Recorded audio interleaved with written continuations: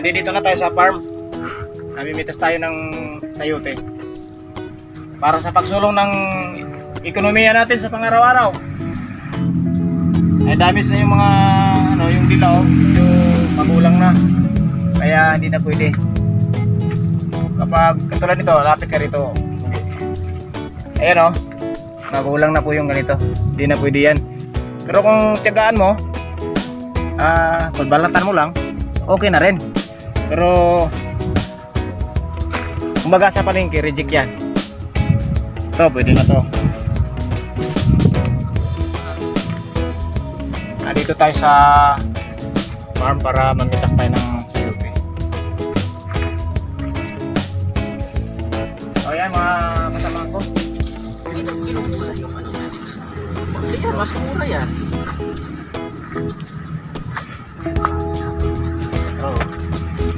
Pagkuhanin mo ng yan. Talilong. Siya na namimitas siya ng talilong. Ito po ay talilong. Kapatid po ito ng talelang. Okay. Ito, sa kanyang kapatid. Alin niyo po ba yung talelang? Yung alokbati. Mati, layo naman ang talilang mo sa talilong mo. Sarap po ito, igigisa lang. Tapos, o kaya pwede ihalo sa munggo. Sarap na po. So, kung gusto nyo, bili po kayo sa akin, 100 lang, isang tali. Ang nagulat. Nag-uulat. Okay. Okay. Atak ulit. Mahirap kasi, medyo mabigat buhatin yun. Kaya lipat tayo ng pisto, dala tayo ng plastic. Medyo lang.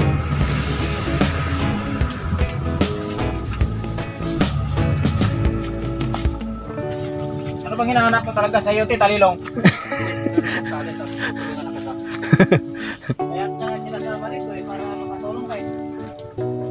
Kung ano-anong mga ginagawa mo. Ha? So mga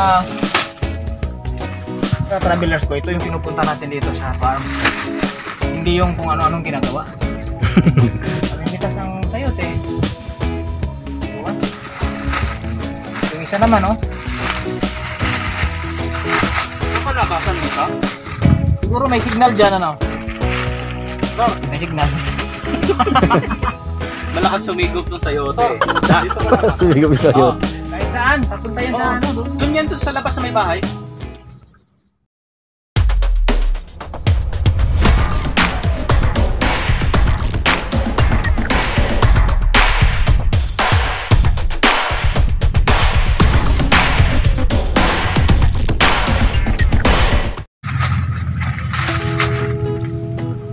So nakailang balik na kasi kami dito mga ka-travelers ko, kaya hindi na rin gaanong karamihan, pero mayroon pa rin tayong makukuha. Tsaga lang.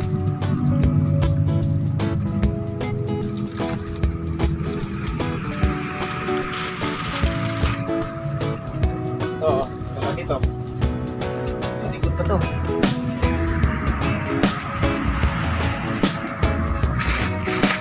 Kalsada na pala yan. Marami naman. Hindi ka tulad ng mga namarami. Gaganda nga itong nadala natin. Yun Diba? Marami.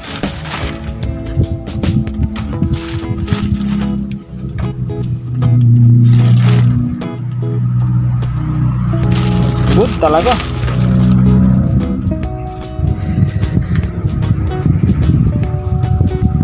Very good. Marami pa eh. Kulang na.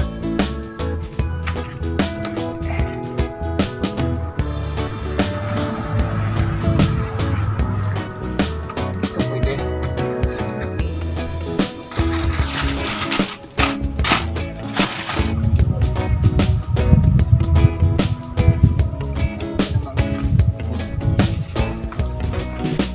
Bad na to, bad.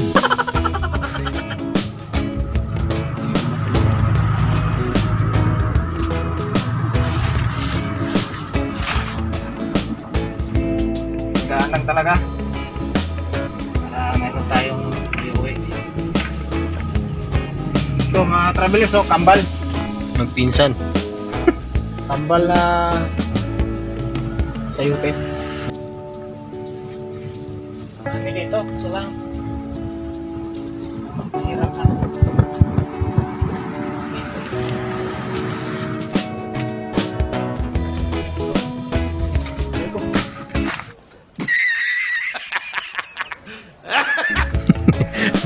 Hugis puso na parang trompo, kalabasa.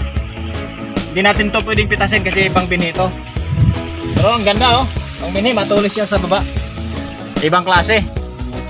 Oh, meron natong tayong dala. Pang binhi lang to, di natin pwedeng pitasin para meron pa tayong itatanim ulit. Okay, lo, dito na naman. Kanina malaking kalabasa, ngayon naman ito malaking upo. Okay po ba? Solid. Yan ang buhay magsasaka. Sulit. Sarap sa pakiramdam. Kapag may tinanim ka, mayroon ka talaga ang aanihin. Ayos! Yan, sa lupa. Tapos na ang pitasan, 5 mga hectare to. ka-travelers. Puno na ang ating ano. O may sasabihin ka ba? Sa gym. Ano, kasi ito, yung ano kasi, Oh. inano ni Kwan. Oh. So, ibig sabihin, Oh. yung ano, Lasing ka? mga ka-travelers, ito po ay inani namin, ginawa namin, pinitas namin. At yan po, pag niluluto, ay binabalatan. Ayos! Marami-raming laman, meron pa dito sa loob, tignan nyo. Ayan o. Puro gulay ang laman yan, no? Puro gulay yan, mga ka-travelers. Kalabasa nakasalansan dyan. Ayos! Sulit ang biyahe. Mabuhay! Maraming salamat po. Share, like, share, and subscribe. D4 Travelers. Hello mga ka-travelers. Pauwi na tayo. Galing sa farm. Medyo puno yung atin pong sasakyan sa gulay. Yan mga ka-travelers ko. Napakarami nating dalang gulay. Marami pong nangangailangan yan. Kaya tama-tama, may uwi natin. Meron tayong pasalubong. Sabi nga nila is ano, sharing is blessing. Kaya malaking bagay yan. Uwi na kami. So salamat po sa inyo. Nawa ay patuloy tayong pagpalain ng Diyos sa buhay natin sa araw-araw.